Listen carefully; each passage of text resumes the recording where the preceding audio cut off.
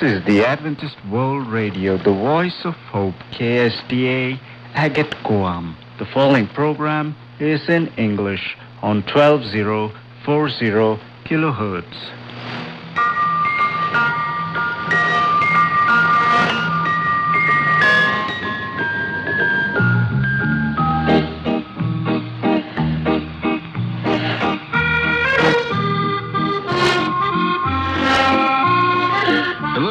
Welcome to Wavescan, the international DX program from Adventist World Radio. Researched and written in Indianapolis by Adrian Peterson and produced in the studios of WRMI Shortwave in Okeechobee, Florida, USA. I'm Jeff White. This is edition NWS 698 of Wavescan for release on Sunday, July 10th, 2022. On the program today, Lighthouse Radio in Australia will solve a mystery involving the Voice of America and Adventist World Radio, and our Philippine Time report from Henry Woodhigh.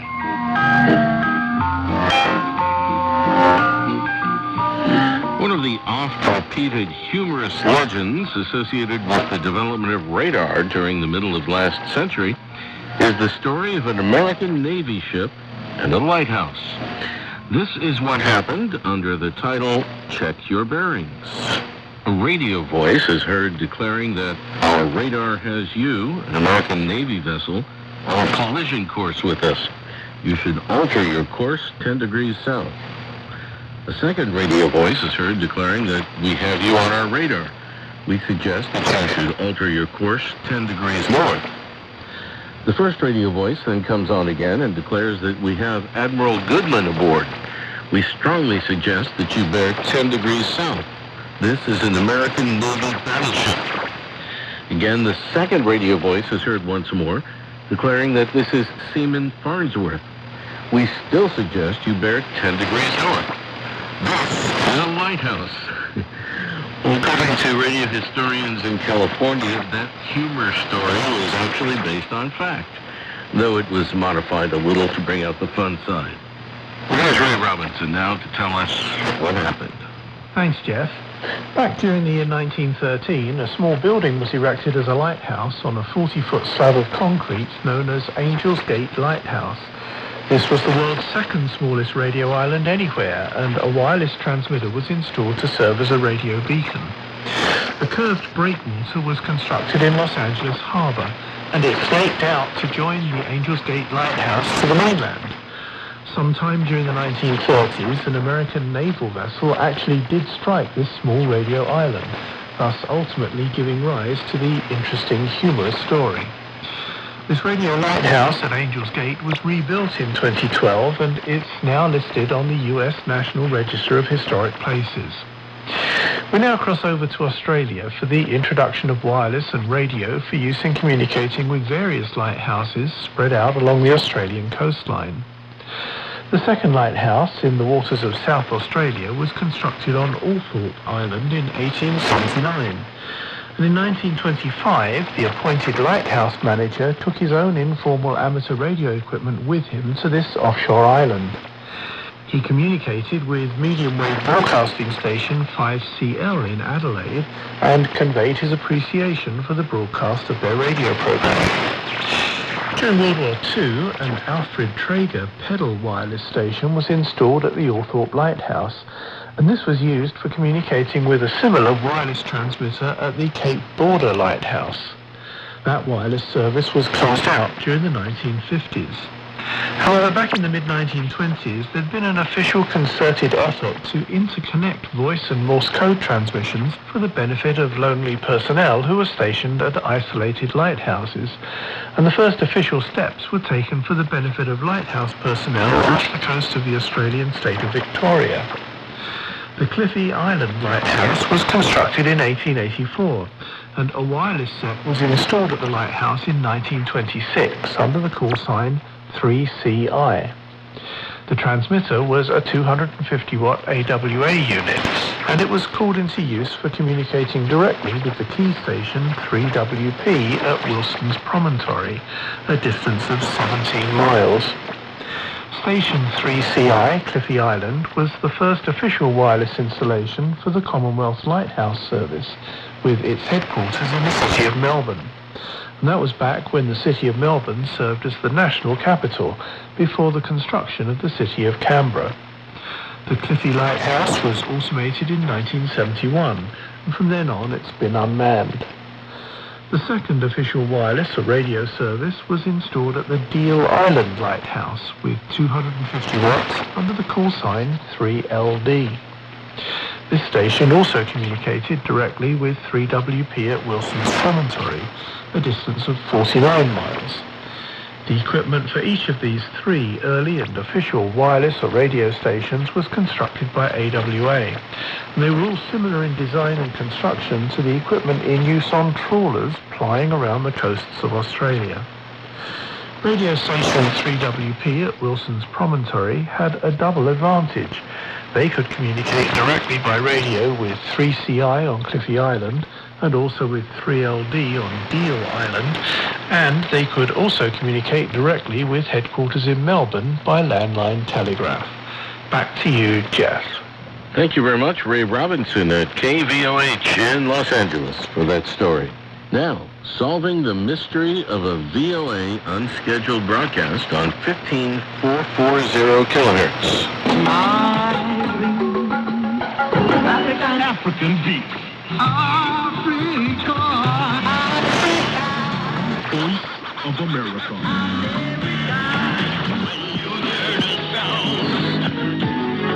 Africa is my home.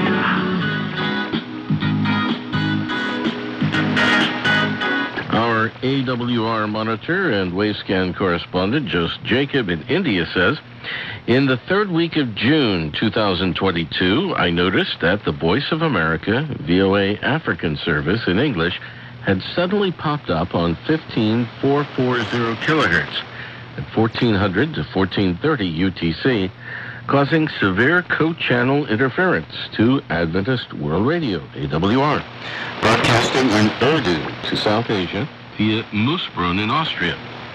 The VOA broadcast was going off-air around 1431 UTC in mid-sentence, just after AWR ended their broadcast at 1430 UTC. I checked up various broadcast schedules available online without success. Well, being an official monitor of Adventist World Radio, I informed their monitoring office in Germany about this co-channel interference from VOA. AWR, in turn, contacted VOA, who had first denied using that frequency at that time. I was wondering from which transmitter site this VOA transmission was coming, as they were using several relay stations all over the world. I published the info in various WhatsApp, Facebook, and I.O. groups and got responses from some keen DXers suggesting that it may be Tajikistan. Well, hats off to them. One of them, name withheld upon request, informed me that he contacted the Tajikistan station regarding the issue. I was happy to note that on the very next day, the issue was resolved.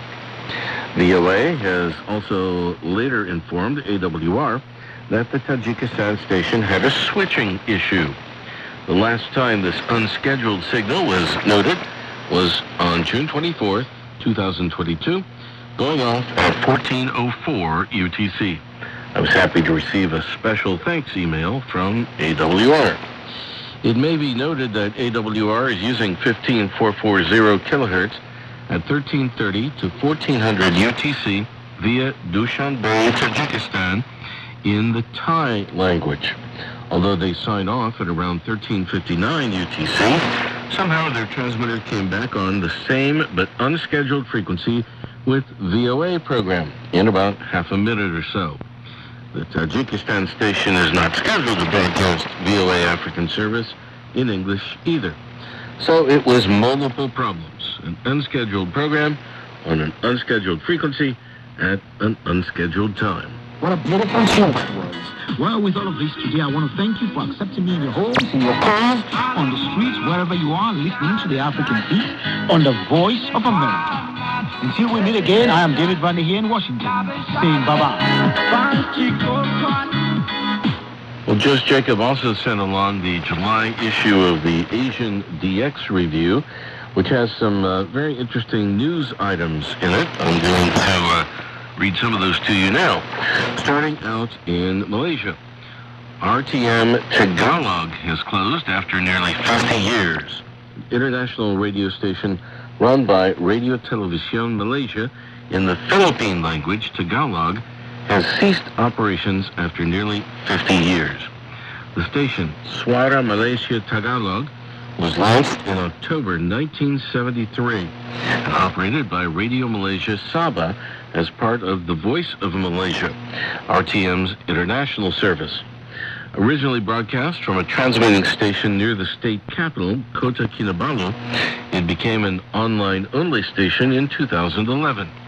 It went to air for 2 hours each evening.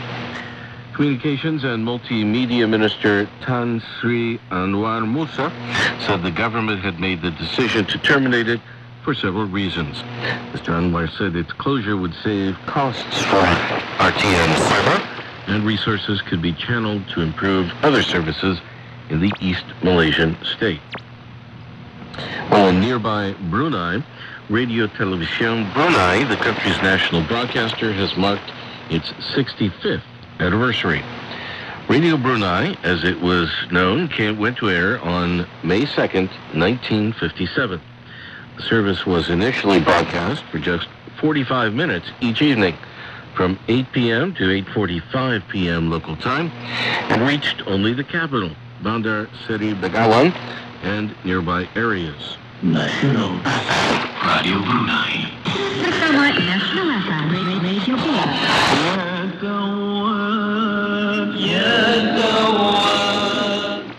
Today, RTB runs 5 24-hour radio stations that cover the whole country.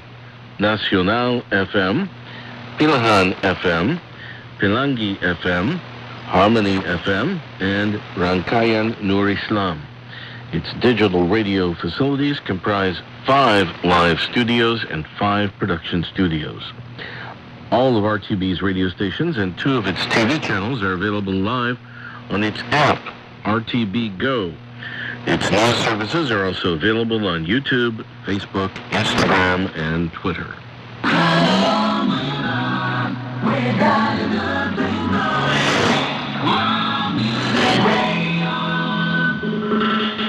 For almost a year, World Music Radio has been broadcasting 24/7 on the frequency of 25,800 kHz with 60 watts from Marslet, south of Aarhus in Jutland, Denmark. Propagation on the 11-meter band is improving, and 25,800 kHz can currently be heard almost daily in Southern Europe and Western and Northern Africa, and sometimes also in the Middle East and as far away as Western Australia and the Americas. Well, its operator, Stig Hartvig Nielsen, says, I've been looking at the propagation forecast in Veldheidhoorn for May of 2022 and found that the best chances of catching World Music Radio on 25,800 kHz are as follows. In Western Africa, from 11 to 18 UTC. In Central Africa, 14 to 18 UTC. In Southern Africa, 09 to 1700 UTC. In Eastern Africa, same, 09 to 1700. In the Middle East, 10 to 1600 UTC. In Southeast Asia, 600 to 1700 UTC. In Western Australia, 10 to 1100 UTC. In Southeastern Australia, 06 to 09 UTC. And finally in Brazil, Uruguay, and Argentina, from 1000 to 2000 UTC. WMR also broadcasts 24/7 on the frequency of 927 kilohertz AM with 200 watts, 5930 kilohertz with 200 watts, and 15700 kilohertz with 20 watts. Hopefully the power on 15700 will soon be increased to 200 watts, says Stig Hartvig Nielsen. Reception reports are welcome to World Music Radio, P.O. Box 112, 8960 Randers, R-A-N-D-E-R-S, S-O, Denmark. Again, World Music Radio, P.O. Box 112, DK-8960, Randers, S-O, Denmark. Please enclose return postage, €5 or 1 to 2 IRCs if possible. The new 2022 QSL hasn't been printed yet, but the design is ready. Radio Free Asia announces the 6th design in their Radio Pioneer QSL card series. Reginald Aubrey Fessenden, who lived from 1866 to 1932, was a Canadian-born inventor who did a majority of his work in the United States. During his life, he received hundreds of patents in various fields, most notably ones related to radio and sonar. Fessenden is best known for his pioneering work developing radio technology, including the foundations of amplitude modulation, or AM radio. His achievements included the first transmission of speech by radio in 1900 and the first two-way radio telegraphic communication across the Atlantic Ocean in 1906. This is Radio Free Asia's 79th QSL design, and it's used to confirm all valid RFA reception reports from May through August of 2022. Radio Free Asia, by the way, was created by Congress in 1994 and incorporated in 1996. They broadcast in Burmese, Cantonese, Khmer, Korean to North Korea, Lao, Mandarin Chinese, Vietnamese, Tibetan, and Uyghur. RFA strives for accuracy, balance, and fairness in its editorial content. It broadcasts only in local languages and dialects, and most of the broadcasts comprise news of specific local interest. More information about Radio Free Asia, including the current broadcast frequency schedule, is always available at www.rfa.org.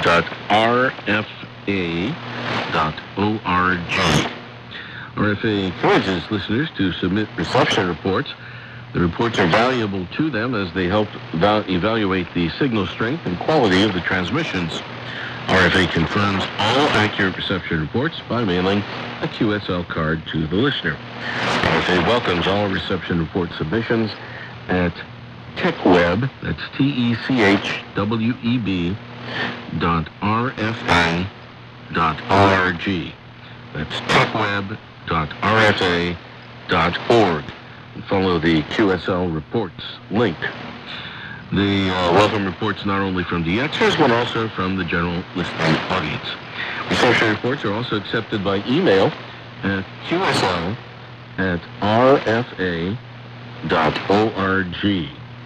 That's qsl@rfa.org.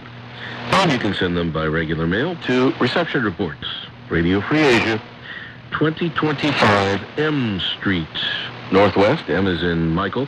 2025 M Street Northwest, Suite 300, Washington, D.C., 20036, USA.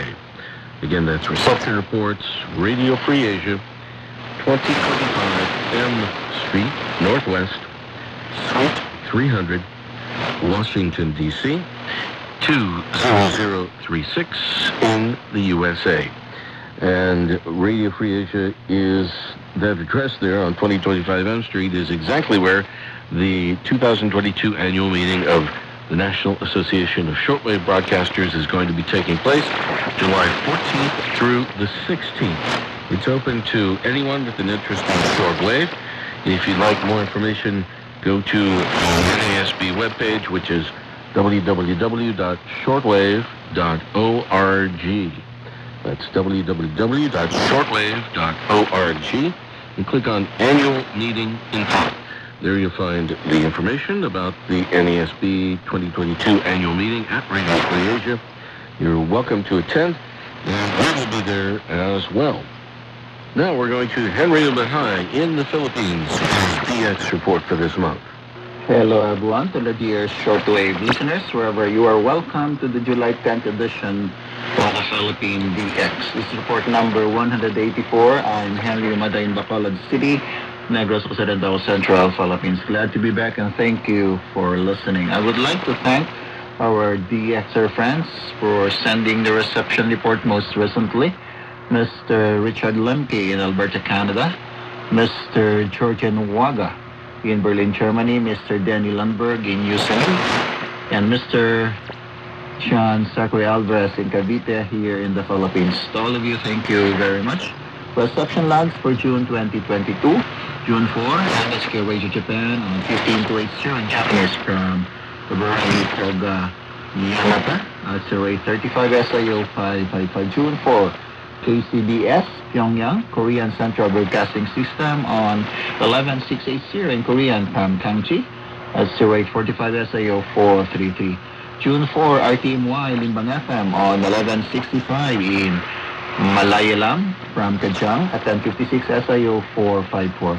June 4, KBS World Radio on 9770 in English from Kimchi at 0853 SIO 444. June 11, Voice of Korea on 9650 in Japanese from Kujang at 0859 SIO 433. June 11, KBS World Radio on 9570 in Korean from Kimchi at 0902 SIO 555. June 18, KNLS Alaska on 11875 in Chinese from Anchor Point 09907 SIO 555. June 18, Voice of America on 13755 in Chinese from Odantani at 1003 SIO 555. June 25, KTWR Guam Transworld Radio on 11965 in Japanese from Mariso at 1006 SIO 555. June 25, Radio Taiwan International on 11915 in Indonesian from Pauchong at 1007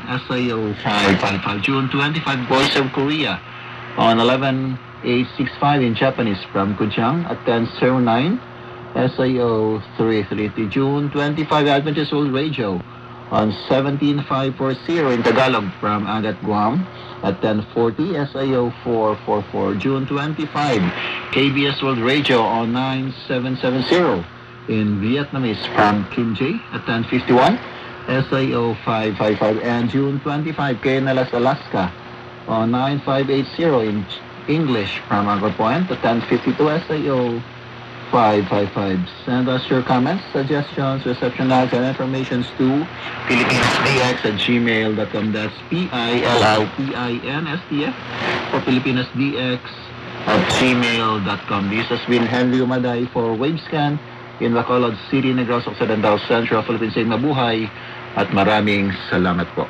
Thank you very much, Henry Umaday in the Philippines.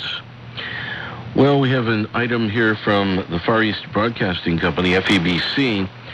As Russian forces capture more territory in Eastern Europe, the FEBC studio in the heart of the conflict was evacuated. Eduard Kurilenko, director of FEBC Ukraine, reported in a video that their team was able to evacuate all the studio equipment from the station in Sloviansk. Broadcasts are still ongoing at this station, but they're being relayed from other studios in Ukraine. And in Ukraine, Dima, one of FEBC's videographers, recorded a moving hymn sung by his wife, Darina, standing on top of the rubble of a destroyed building in Ukraine. This video is a call for all Christians and churches to proclaim the glory of God in the midst of any catastrophe being faced. And that's our closing music today. It's called It Is Well With My Soul.